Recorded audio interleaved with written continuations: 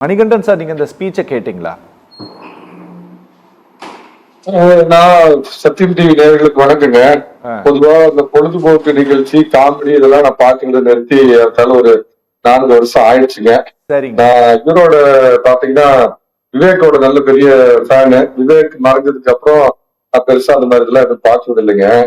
நானு நேரடியா ஒரு விஷயத்துக்கு வரேங்க. அவரு இன்னைக்கு பேசுனது வழக்கமா தனக்கும் திமுகவுக்கும் நேரடியான போட்டி அப்படின்லாம் பேசியிருந்தாரு. ஒரு பக்கம் போகட்டுங்க. முதல்ல அவரு கேட்ட விஷயத்துக்கு உங்களுடைய தலைப்பு குறைய பலி போட்டது யார்? அதாவது 11 பச்சிளம் குழந்தைகள் உட்பட 41 பேர் நெரிசல்ல சிக்கி சின்னாபின்னமாகி இறந்து போனதுக்கு பழி எங்க மேல போட்டது யார் அப்படின்னு அவர் கேட்டிருக்காரு. நான் அடிக்கடி சொல்ற மாதிரி கரூர் துன்பியல் சம்பவம், ஜாலியன் வாலாபாக்கிற்கு பழி போட்டது திமுக. அதுல மாற்று கருத்தே இல்ல. திமுக தான், அவருடைய அடிவழிகள் தான், அவங்களுடைய நிலைய வித்வான்கள் தான், அவங்களுடைய 6ஆம் விரல் தொங்கு சதை இவங்கதான் பழியெல்லாம் போட்டாங்க. ஆனால் எதற்காக பழி போட்டாங்கன்னு கேட்டீங்கன்னா, தங்கள் மீது உள்ள பழியை மறைப்பதற்காக. இந்த 41 பேர் 11 பச்சிளம் குழந்தைகள் உட்பட அத்தனை பேர் துடி துடித்து செத்து போனதுக்கு காரணம் ஜோசப் விஜய் முதல் காரணம். ஜோசப் ஸ்டாலின் அப்படின்னு ஒரு ரஷ்யக்காரர் பேரை வச்சிருக்காரு, மரியாதைக்குரிய முதலமைச்சர். அவருடைய அரசாங்கமும் அதற்கு இணையான காரணம் அப்படின்னு அன்னையில இருந்து சொல்லிட்டு இருக்கிற ஒரே ஆள் நான் தான். ஒண்ணு அப்ப பேசினவங்க எல்லாம் என்னமாங்க, அரசாங்கம் என்னங்க செய்யும், இது விஜய் பண்ண அயோக்கியத்தனங்க அப்படின்னு திமுகவுக்கு சொம்படிச்சு பேசிட்டு இருந்தாங்க. சில பேர் என்ன பண்ணாங்க, இல்ல இதுல விஜய் மேல என்ன தவறு இருக்க முடியும், அரசாங்கம் சரி பண்ணல அப்படின்னு அவங்களுக்கு பிடித்தவர்களை தூக்கி பிடிச்சு இன்னொரு தரப்பு நியாயத்தை அநியாயத்தை மறைத்து பேசுறாங்க. அன்னையில இருந்துதான் 41 பேரை கொன்றதுக்கு சிலுவையில் ஏற்றப்படக்கூடியவர்கள் திரு ஜோசப் விஜயம், திரு ஜோசப் ஸ்டாலின் 2 பேரும் சிலுவையில் ஏற்றப்பட வேண்டும் அப்படின்னு சொல்லியிருந்தேன்.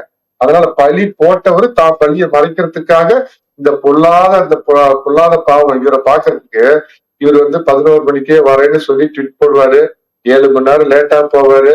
கூட்டம் கூட்டுறதுக்காக என்ன பண்ணுவாருன்னா, வண்டியில உட்காந்துட்டு இந்த கேரவன் வெளியே வந்தா கேரவன், மெர்சிடிஸ் பென்ஸ் இல்ல சார்ட்டர்ட் பிளைட், இதுதான் வாழ்க்கை. தமிழக மக்கள் கும்பி எரியுது குடல் காயுது. திமுக காரங்க ஒரு காலத்துல கதை வந்தாங்களே, அந்த மாதிரி உண்மையாலுமே இன்னைக்கு திமுக ஆட்சியில கும்பி எரியிட்டு குடல் காஞ்சிட்டு இருக்கிற மக்களை காப்பாற்ற போறவரு இருந்தா பனையூர் பங்களா, வெளியே வந்தா caravan bus, Mercedes Benz car, இல்லைன்னா சார்ட்டர்ட் பிளைட், 7 ஸ்டார் ஹோட்டல், இப்படிப்பட்டவர் தான் பாத்தீங்கன்னா தமிழ்நாட்டு மக்கள் அப்படியே காப்பாத்துறதுக்காக வந்திருக்கிற இறை தூதர். அப்படியே இவர் வந்திருக்கிறாரு.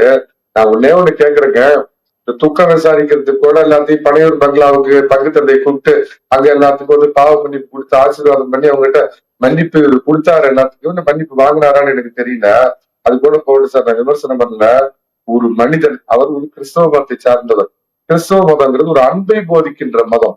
41 பேர் நம்மளை பாக்குறதுக்கு, நம்ம மூஞ்ச பாக்குறதுக்கு, நம்ம முகத்தை பாக்குறதுக்கு, நம்ம ஒரு சினிமா நடிகர் அரிதாரம் பூசி இந்த மூஞ்ச பாக்குறதுக்காக இறந்து போயிட்டாங்களேங்கிற ஒரு மனிதத்தன்மையும் குற்றவர்ச்சியும் இருந்திருந்தா தமிழக மக்கள்கிட்ட கை கூப்பி I will take my personal responsibility, I will take my moral responsibility, இது நடப்பதற்கு நான் ஒரு காரணமாக அமைந்து விட்டேன். நான் எந்த குற்றமும் செய்யவில்லை, ஆனால் இது நடப்பதற்கு நான் ஒரு காரணமாகி விட்டேன்.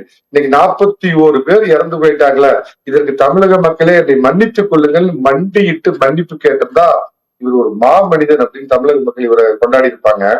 போய் 71 நாள் பனையூர் பங்களாவில போய் மறைஞ்சிருந்து என்னமோ அந்த பங்கர்பாங்களே, அந்த பங்கர் குழியில போய் ஒளிஞ்சிருந்த மாதிரி அப்ப திரு எடப்பாடி பழனிசாமி அவர்கள் ஒரு வரலாற்று பிழையை செய்தார். மன்னிக்கணும், திரு அறிஞர் அண்ணா அவர்கள் மறைந்த பிறகு தம்பி வா தலைமை ஏற்கவா அப்படின்னு நெடுஞ்செல்லி அந்த இடத்துக்கு வர இருந்தப்ப திரு எம்ஜி ராமச்சந்திரன் இருந்த நட்பை பயன்படுத்தி குயுக்தியா சிந்தனை பண்ணி எம்ஜிஆருக்கு தெரியாம அவரை ஏமாத்தி அந்த சீட்ல போய் இடம் பிடிச்சார் திரு கருணாநிதி. அப்ப எப்படி தன்னை அறியாமல் கருணாநிதிக்கு சப்போர்ட் பண்ணி எம்ஜிஆர் ஒரு வரலாற்று பிழையை அன்று செய்து கருணாநிதிங்கிற ஒரு சக்தி தலையெடுக்க காரணமா இருந்தாரோ, அதே மாதிரி பனையூர் பங்கர்ல போய் பயந்துகிட்டு படுத்திருந்த விஜய்க்கு பிரஸ் மீட்ல விஜய் மேல தப்பில்ல, அரசாங்கம் மேல மட்டும்தான் தவறு திரு எடப்பாடி பழனிசாமி அவர்கள் சொல்லி உயிர் தண்ணி கொடுத்தது ஒரு வரலாற்று பிழை. திரு எடப்பாடி பழனிசாமி அன்னைக்கே என்ன பண்ணிருந்தோம், இந்த படுபாத செயலுக்கு ஸ்டாலினும் காரணம், இந்த விஜயும் காரணம்னு சொல்லியிருந்தா இந்த விஜய் உயிர் தெளிந்திருக்கவே முடியாது. ஆனா அது ஒரு மிகப்பெரிய தவறா போயிடுச்சுங்க. எந்த ஒரு இல்ல சார், நான் ஒண்ணே ஒண்ணு கேக்குறேன், ஒரு நடிகரா உச்சபட்ச நடிகர், சந்தேகமே இல்ல. ரஜினிக்கு அடுத்து இன்னைக்கு உச்சபட்ச நடிகர். நடிகருங்கிறத தாண்டி ஒரு தமிழக வாக்காளனா, ஒரு சாதாரண மனிதனா நான் கேட்கிறேன், இவருக்கு என்ன தகுதி இருக்குது, இவருக்கு எதுக்காக நான் வாக்களிக்கிறோம்? நீட், இருமொழி கொள்கை, எஸ்ஐஆர், மாநில உரிமை, என்ஆர்சி, காமன் சிவில் கோட், இந்த மாதிரி எல்லா விஷயத்திலயும் திமுகவோட அட்டர் காப்பி. அப்ப ஒரு உச்சபட்ச நடிகர்னா நீங்க நல்ல மசாலா படத்து கொடுக்கறத உச்சபட்ச நடிகர். உலக நாயகன் பேர் வாங்கின கமலஹாசன் பாத்தீங்கன்னா புரியாது பேசுவாரு. ஆனா உங்களை விட அற்புதமான நடிகர், உங்களை விட பிஜேபி இந்த டிராமா போடுறதுல சூப்பரா இது பண்ணுவாரு, கொஞ்சம் புரியாம பேசுவாரு. அப்ப உச்சபட்ச நடிகர் போட்டு போனா கமலஹாசனுக்கு ஓட்டு போடலாம். இல்ல ஒரிஜினல் கொள்கை உண்மையாலுமே பிஜேபி இருக்கிற மாதிரி சீன் போடுறாங்கன்னா சீன் போட்டுட்டு இருக்கிற திமுகவுக்கு போடலாம். அதை அப்படியே அசல அப்படியே காப்பி அடிச்சு காப்பி அடிச்ச அசலுக்கு இவர்கிட்ட என்ன தனித்துவம் இருக்குது? நான் அடிக்கடி சொல்ற மாதிரி அவங்க திராவிடம்னு பேசி ஏமாத்துறாங்க. பிஜேபி தேசியத்தை பேசுது, இந்துத்துவ பேசுது. திராவிடமும் எங்களுக்கு, தமிழ் தேசியமும் எங்களுக்குன்னு சம்பந்தம் இல்லாத கருவாட்டு சாம்பார் மாதிரி ஒரு கொள்கையை 5 பேர் 5 சமூக தலைவர்கள் ஓட்டு வாங்கறதுக்காக அவங்க போட்டோவை வச்சுக்கிட்டு என்ன கொள்கை இருக்குது? ஒரு நடிகன் என்பதை தாண்டி இந்த நாட்டுக்கு நீ செய்த நல்ல பணி என்ன? Rolls Royce car, BMW car, Benz car இதெல்லாம் வாங்குறதுக்கு அரசாங்கத்துக்கு வரி கொடுக்காம ஏமாத்தி போய் கோர்ட்ல போய் அடி வாங்கிட்டு வந்த இந்த உத்தம அதிமுக 10 ஊழல் கட்சி அப்படிங்கிறாரு. அப்படின்னு அவனு கேக்குறேன். எம்ஜிஆரை கொண்டாடுறாரு, புரட்சி தலைவி அம்மா அவர்களை கொண்டாடுனா புரட்சி தலைவிய ஊழல்வாதின்னு சொல்றாரு. நேற்று வரைக்கும் அதிமுகவில் அம்மாவுக்கு ரூட் மேப் பாயா இருந்த செங்கோட்டையன் இன்னைக்கு விஜய்க்கு டச்சப் பாயா இருக்கிறாரு. அவரு பதில் சொல்றோம்.